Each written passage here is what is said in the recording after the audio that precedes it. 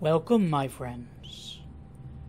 Thank you for joining me here in the dark of the night, as together we traverse the darkest recesses of the human imagination to discover tales of the terrifying and the macabre. But a warning: stay close, my friends. Do not let your mind go wandering, for who is to know what lies waiting in the darkness?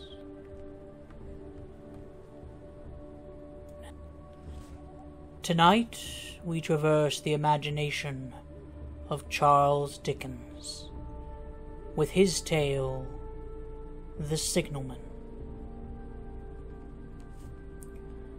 "Halloa, below there!"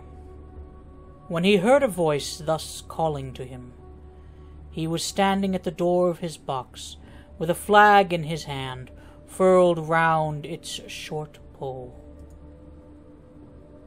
One would have thought, considering the nature of the ground, that he could not have doubted from what quarter the voice came. But instead of looking up to where I stood on top of the steep cutting, nearly over his head, he turned himself about and looked down the line.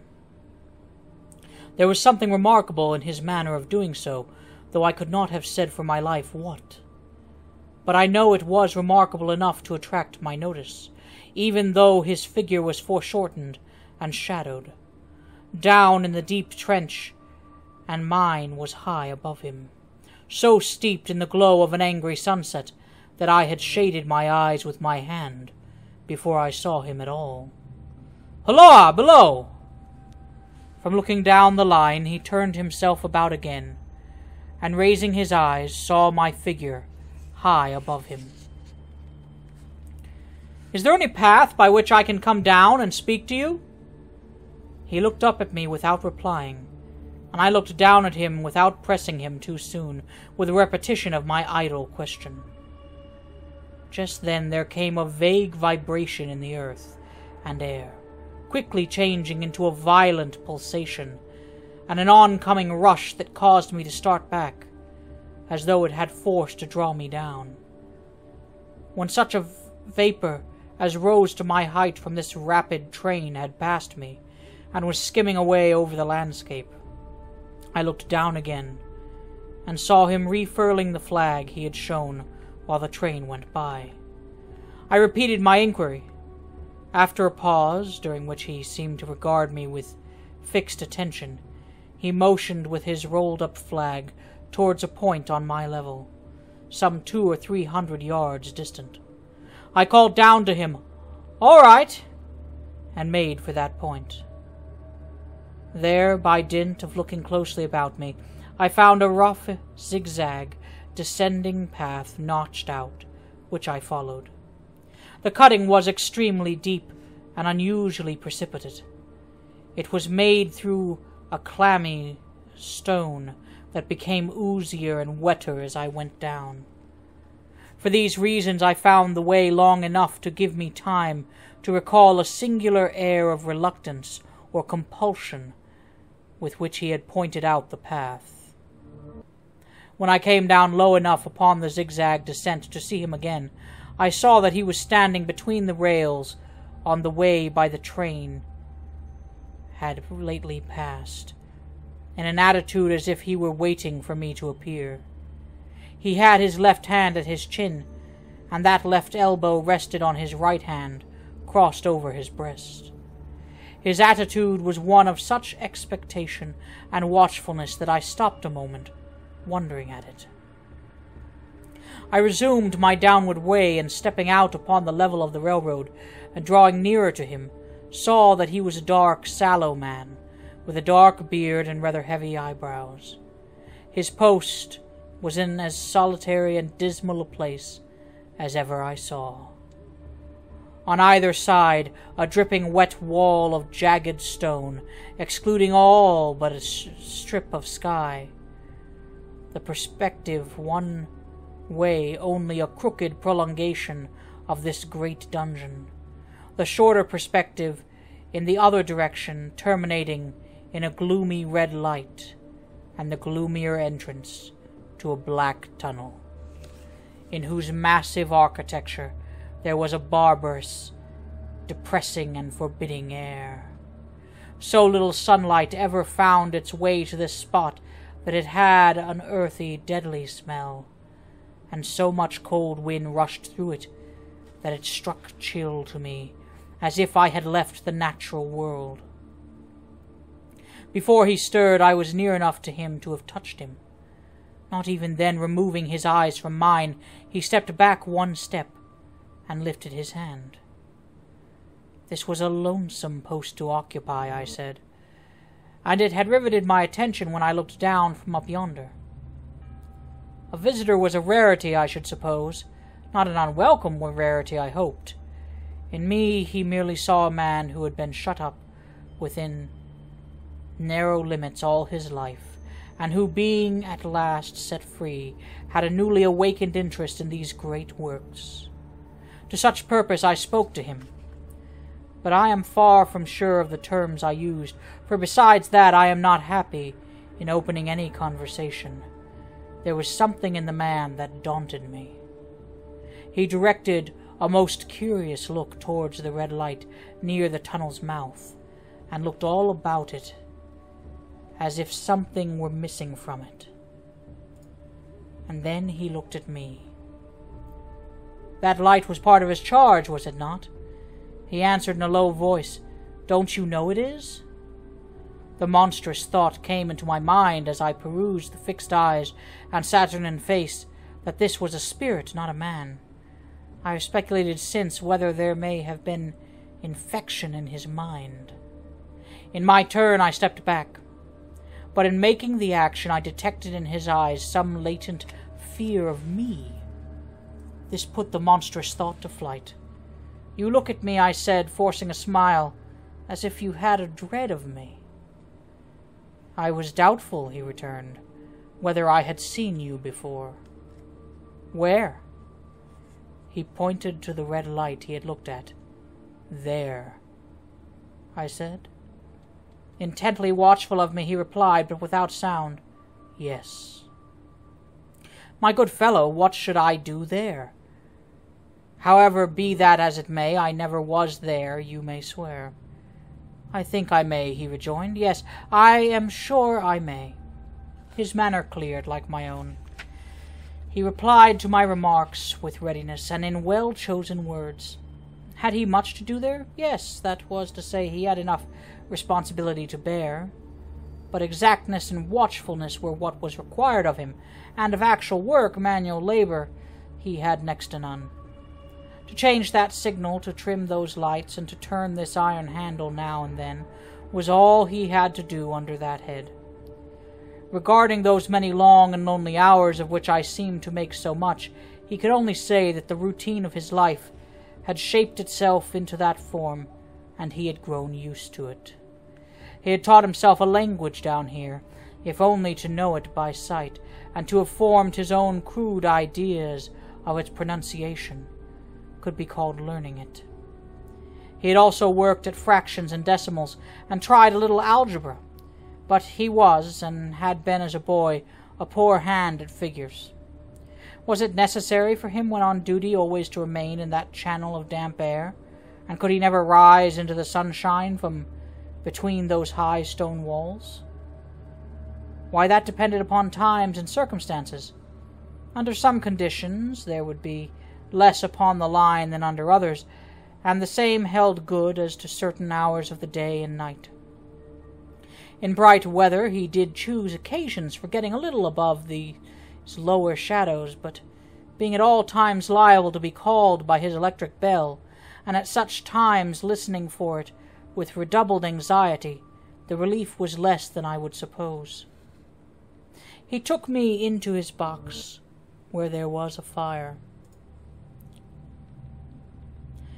a desk for an official book in which he had to make certain entries, a telegraphic instrument with its dial face and needles, and the little bell of which he had spoken.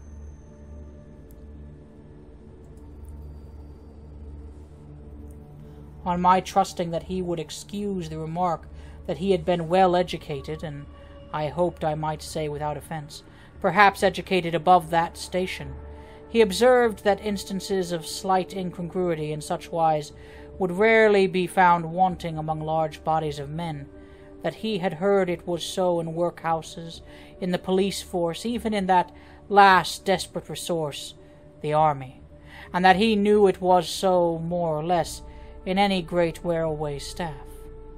He had been, when young, if I could believe it, sitting in that hut, he scarcely could, a student of natural philosophy, and had attended lectures, but he had run wild, misused his opportunities, gone down, and never risen again. He had no complaint to offer about that. He had made his bed, and he lay upon it. It was far too late to make another. All that I have here condensed he said in a quiet manner, with his grave, dark regards divided between me and the fire. He threw in the word sir from time to time, and especially when he referred to his youth, as though to request me to understand that he claimed to be nothing but what I found him.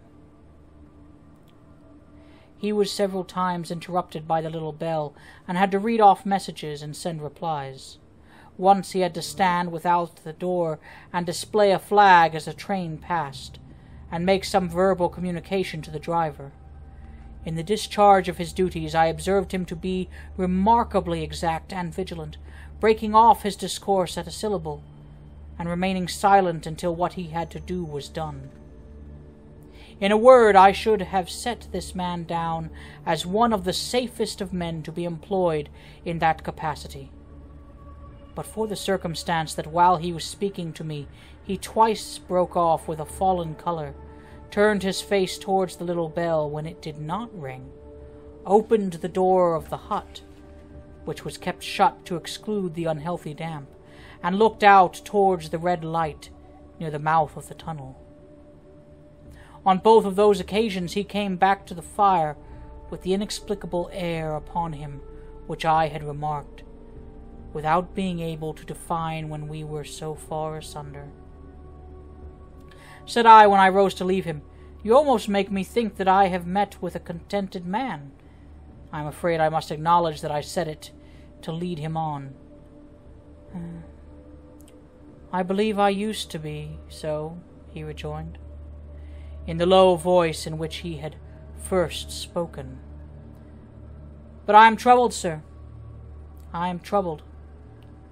He would have recalled the words if he could. He had said them, however, and I took them up quickly. "With what? What is your trouble?" "It is very difficult to impart, sir. It is very, very difficult to speak of. If ever you make me another visit, I will try to tell you. But I expressly intend to make you another visit. Say, when shall it be?" "I go off early in the morning, and I shall be on again at 10 tomorrow night, sir. I will come at 11.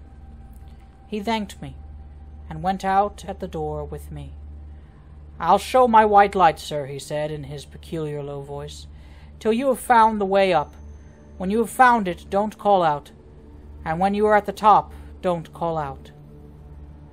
His manner seemed to make the place strike colder to me, But I said no more than, "Very well.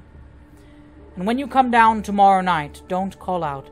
Let me ask you a parting question. What made you cry, 'Hulloa, below there,' tonight?"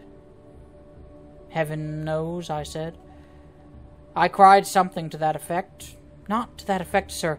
Those were the very words. I know them well." "Admit those were the very words. I said them, no doubt, because I saw you below." "For no other reason?" "What other reason could I possibly have?" "You had no feeling that they were conveyed to you in any supernatural way?" "No."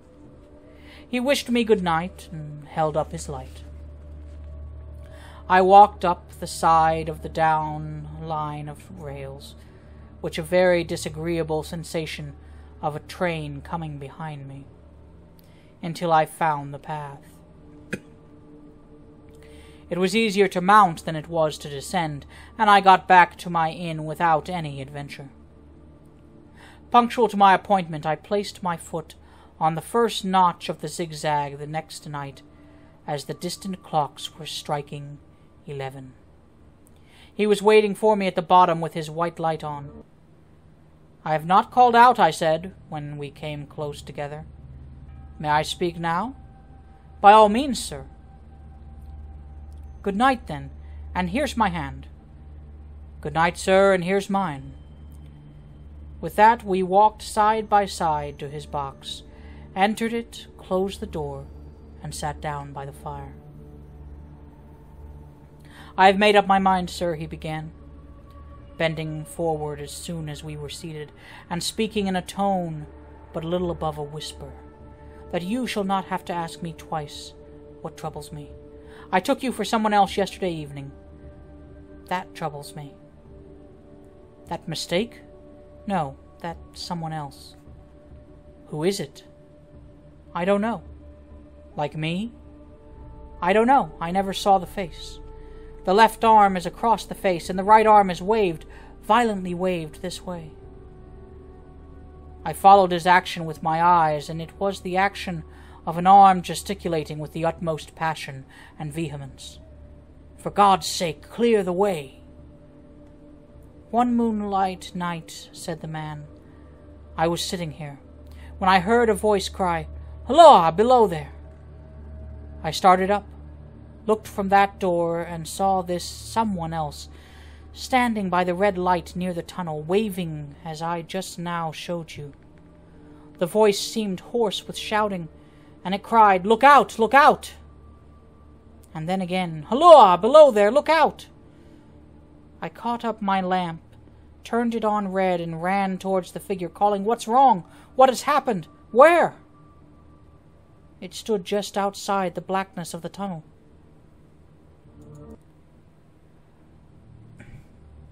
I advanced so close upon it that I wondered at its keeping the sleeve across its eyes. I ran right up at it, and had my hand stretched out to pull the sleeve away, when it was gone." "Into the tunnel?" said I. "No. I ran into the tunnel 500 yards. I stopped and held my lamp above my head, and saw the figures of the measured distance, and saw the wet stains stealing down the walls and trickling through the arch. I ran out again faster than I had run in, for I had a mortal abhorrence of the place upon me, and I looked all round the red light with my own red light. And I went up the iron ladder to the gallery atop of it, and I came down again and ran back here. I telegraphed both ways, 'An alarm has been given. Is anything wrong?' The answer came back both ways, 'All well.' Resisting the slow touch of a frozen finger tracing out my spine, I showed him how that this figure must be a deception of his sense of sight, and how that figures originating in disease of the delicate nerves that minister to the functions of the eye were known to have often troubled patients, some of whom had become conscious of the nature of their affliction, and had even proved it by experiments upon themselves. As to an imaginary cry, said I, do but listen for a moment to the wind in this unnatural valley, while we speak so low, and to the wild harp it makes of the telegraph wires." "That was all very well," he returned, after we had sat listening for a while. "And he ought to know something of the wind and the wires, he who so often passed long winter nights there, alone and watching." But he would beg to remark that he had not finished. I asked his pardon, and he slowly added these words, touching my arm. "Within 6 hours after the appearance, the memorable accident on this line happened, and within 10 hours the dead and wounded were brought along through the tunnel over the spot where the figure had stood."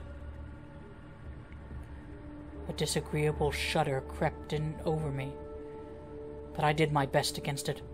"It was not to be denied," I rejoined, "that this was a remarkable coincidence, calculated deeply to impress his mind, but it was unquestionable that remarkable coincidences did continually occur, and that they must be taken into account in dealing with such a subject.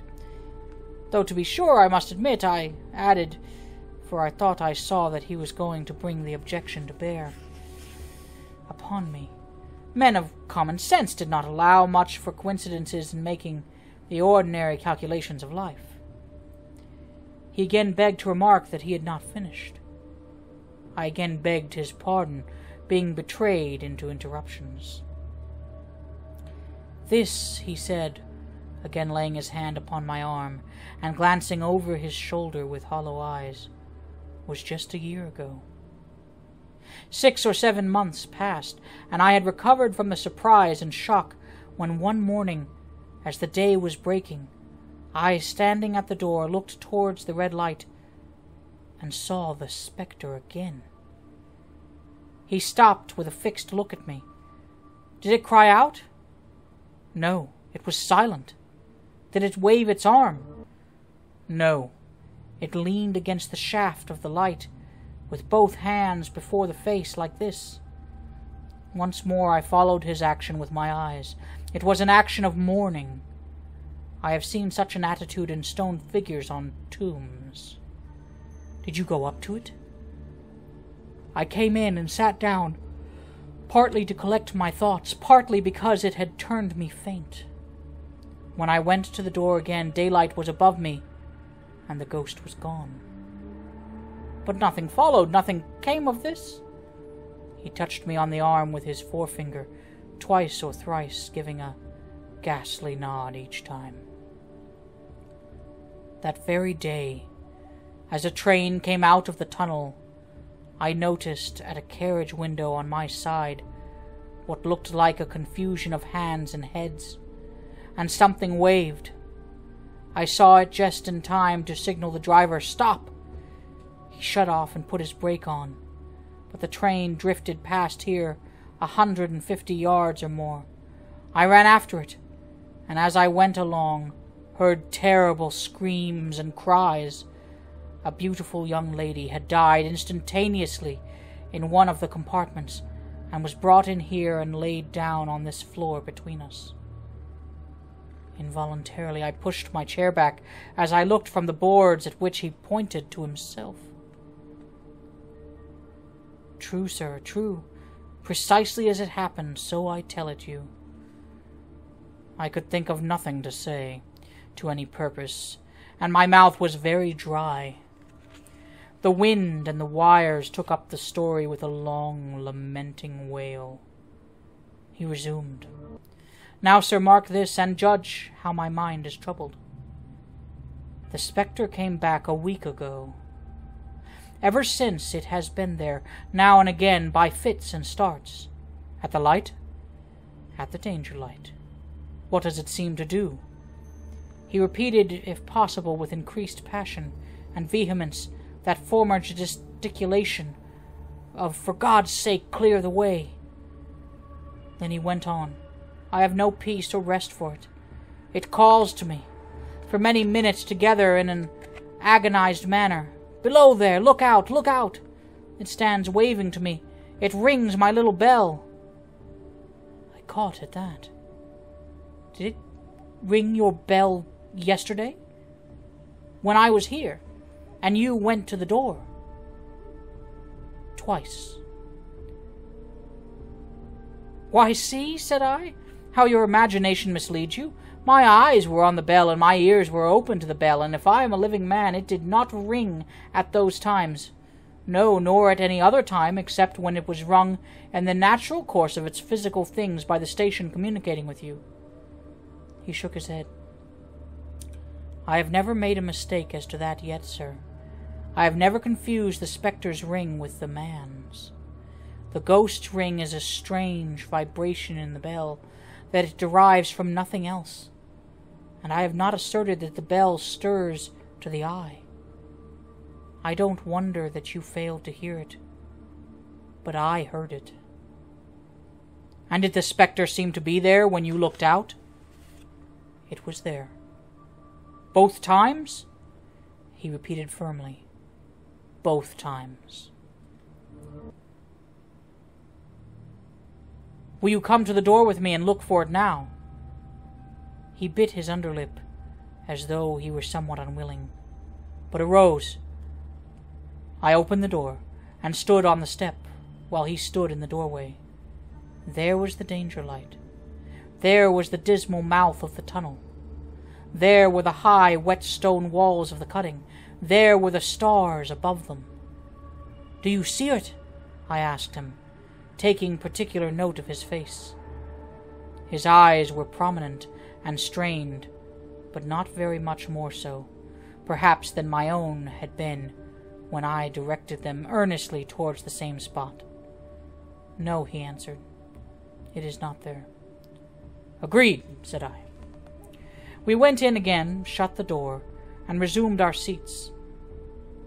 I was thinking how best to improve this advantage, if it might be called one, when he took up the conversation in such a matter-of-course way, so assuming that there could be no serious question of fact between us, that I felt myself placed in the weakest of positions.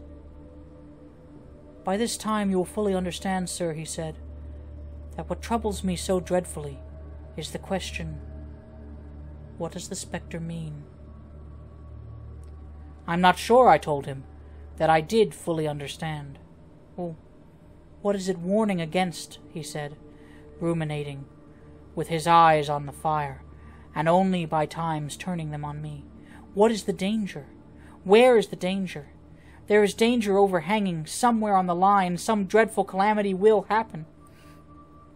It is not to be doubted this third time, after what has gone before. But surely this is a cruel haunting of me. What can I do? He pulled his handkerchief out and wiped the drops from his heated forehead.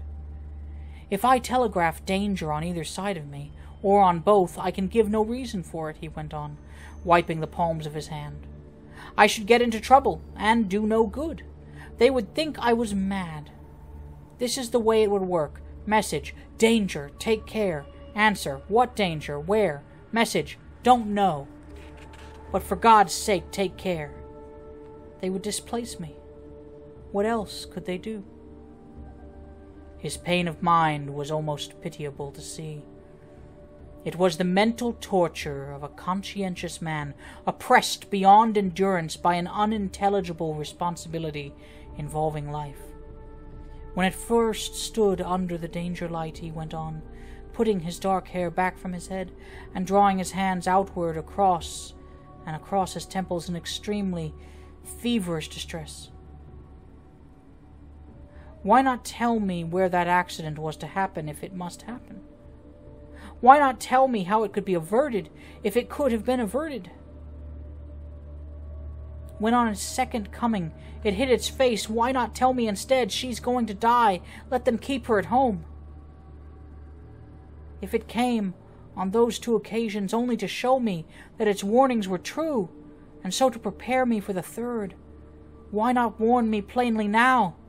And I, Lord help me, a mere poor signalman on this solitary station, why not go to somebody with credit, to be believed, and the power to act? When I saw him in this state, I saw that for the poor man's sake, as well as for the public safety, what I had to do for the time was to compose his mind. Therefore, setting aside all question of reality or unreality between us, I represented to him that whoever thoroughly discharged his duty must do well, and that at least it was his comfort that he understood his duty, though he did not understand these confounding appearances. In this effort, I succeeded far better than in the attempt to reason him out of his conviction. He became calm.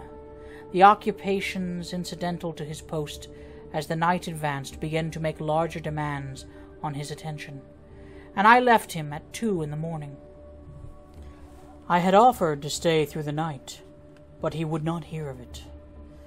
That I more than once looked back at the red light as I ascended the pathway, that I did not like the red light, and that I should have slept but poorly if my bed had been under it, I see no reason to conceal. Nor did I like the 2 sequences of the accident and the dead girl. I see no reason to conceal that either. But what ran most in my thoughts was the consideration, how ought I to act, having become the recipient of this disclosure? I had proved the man to be intelligent, vigilant, painstaking, and exact. But how long might he remain so in his state of mind? Though in a subordinate position, still he had a most important trust, and would I, for instance, like to stake my own life on the chances of his continuing to execute it with precision? Unable to overcome a feeling that there would be something treacherous in my communicating what he had told me to his superiors in the company, without first being plain with himself and proposing a middle course to him, I ultimately resolved to offer to accompany him, otherwise keeping his secret for the present, to the wisest medical practitioner we could hear of in those parts, and to take his opinion. As a change in his time of duty would come round next night, he had apprised me, and he would be off an hour or 2 after sunrise, and on again soon after sunset. I had appointed to return accordingly. Next evening was a lovely evening, and I walked out early to enjoy it. The sun was not yet quite down when I traversed the field path near the top of the deep cutting. I would extend my walk for an hour, I said to myself, half an hour on and half an hour back, and it would then be time to go to the signalman's box. Before pursuing my stroll, I stepped to the brink and mechanically looked down from the point from which I had first seen him. I cannot describe the thrill that seized upon me when close at the mouth of the tunnel I saw the appearance of a man with his left sleeve across his eyes, passionately waving his right arm. The nameless horror that oppressed me passed in a moment. For in a moment I saw that this appearance of a man was a man indeed, and that there was a little group of other men, standing at a short distance, to whom he seemed to be rehearsing the gesture he made. The danger light was not yet lighted. Against its shaft a little low hut, entirely new to me, had been made of some wooden supports and tarpaulin. It looked no bigger than a bed. With an irresistible sense that something was wrong, with a flashing, self-reproachful fear that fatal mischief had come of my leaving the man there, and causing no one to be sent to overlook or correct what he did, I descended the notched path with all speed I could make. "What is the matter?" I asked the men. "Signalman killed this morning, sir." "Not the man belonging to that box?" "Yes, sir." "Not the man I know?" "You'll recognize him, sir, if you knew him," said the man who spoke for the others, solemnly uncovering his own head and raising an end of the tarpaulin, for his face is quite composed. "Oh, how did this happen? How did this happen?" I asked, turning from one to another as the hut closed in again. "He was cut down by an engine, sir. No man in England knew his work better, but somehow he was not clear of the outer rail. It was just at broad day. He had struck the light and had the lamp in his hand. As the engine came out of the tunnel, his back was towards her, and she cut him down. That man drove her, and was showing how it happened. Show the gentleman, Tom. The man, who wore a rough, dark dress, stepped back to his former place at the mouth of the tunnel. "Coming round the curve in the tunnel, sir," he said. "I saw him at the end, like as if I saw him down a perspective glass. There was no time to check speed, and I knew him to be very careful. As he didn't seem to take heed of the whistle, I shut it off. When we were running down upon him and called to him as loud as I could call." "What did you say?" "I said, 'Below there! Look out! Look out! For God's sake, clear the way!'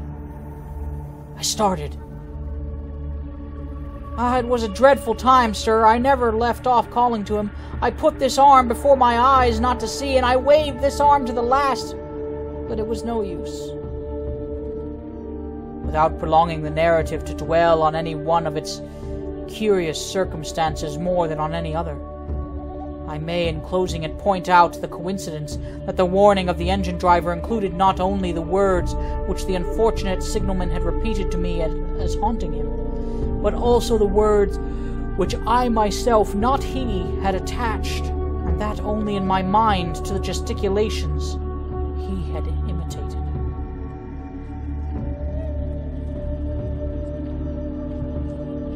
Let us take a moment as we have completed our story, and let us consider what we read.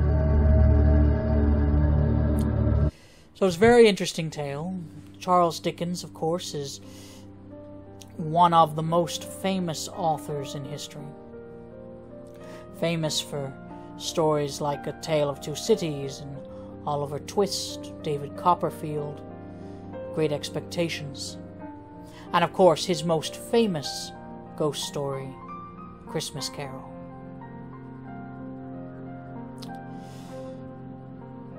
This particular story was published towards the end of his life. In 1866, I believe he lived about another 3.5 years. What's interesting is that only the year before he wrote this story, Dickens was himself involved in a train crash. He had been traveling back from France with his mistress and her mother when the train he was on came to a viaduct, and the rails had been removed from the viaduct as works were happening. The foreman of the works had misread the timetable and believed he still had plenty of time. So when the train got there and there were no rails, the train derailed. Now Dickens and his group were in the carriage immediately following the engine, and so the engine stayed upright, as did their carriage, but pretty much the rest of the train fell into the valley below. After making sure that he and his group were all right, he actually went and tried to do what he could to help. So I'm going to read briefly about what he had done here.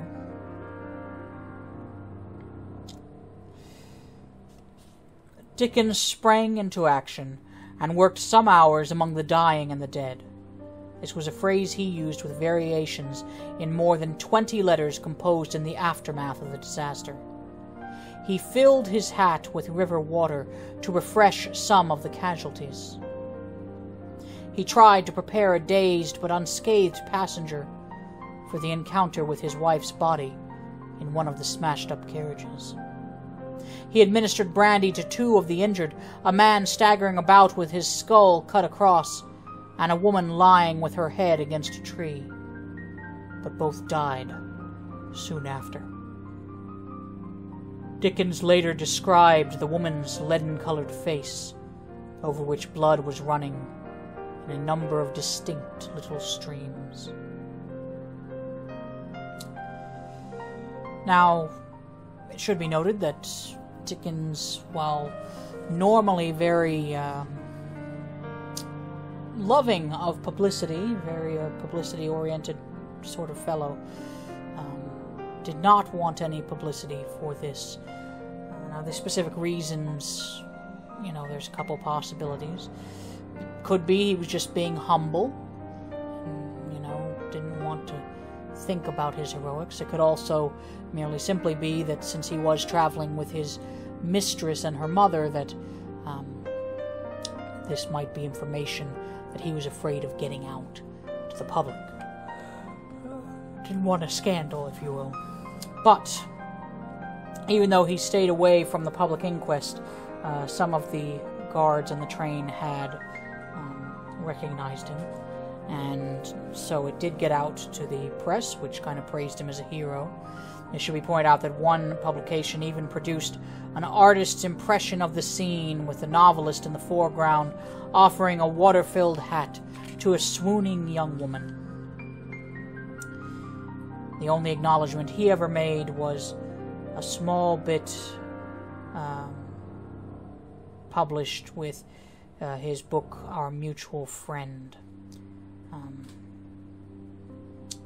He didn't talk about any of his heroics, only a brief account of how he had had to climb back into the carriage to retrieve a section of the manuscript of this work that was before them. It should be pointed out that it was not long after this that these exertions were followed, as it says here, by a period of faintness, nervousness, and shaking, all of which are classic symptoms of shock. Some weeks after the accident, Dickens confessed to imaginary fears during railway journeys that the carriage was tilting to one side, just as it had done in the moments before the derailment. And anxious attacks of this kind continued for the rest of his life. Mary Dickens, his daughter, who often traveled with him, recollected one occasion when my father suddenly clutched the arms of the railway carriage seat. His face grew ashy pale, and great drops of perspiration stood upon his forehead. And though he tried hard to master the dread, it was so strong that he had to leave the train at the next station.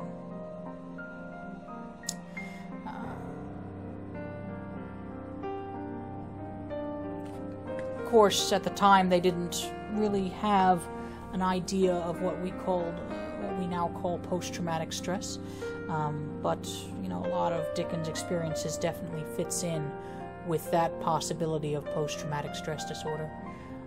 And so it's actually an interesting idea to think that perhaps this tale came from his imagination as a way to potentially deal with his own trauma.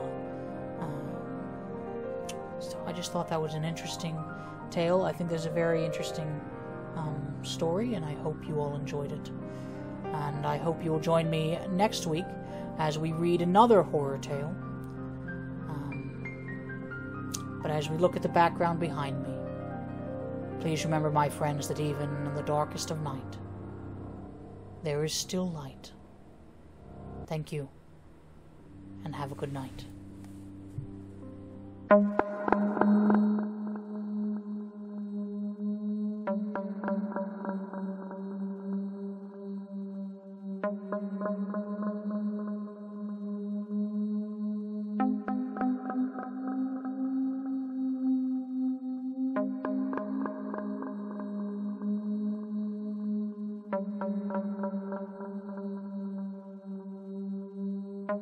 you.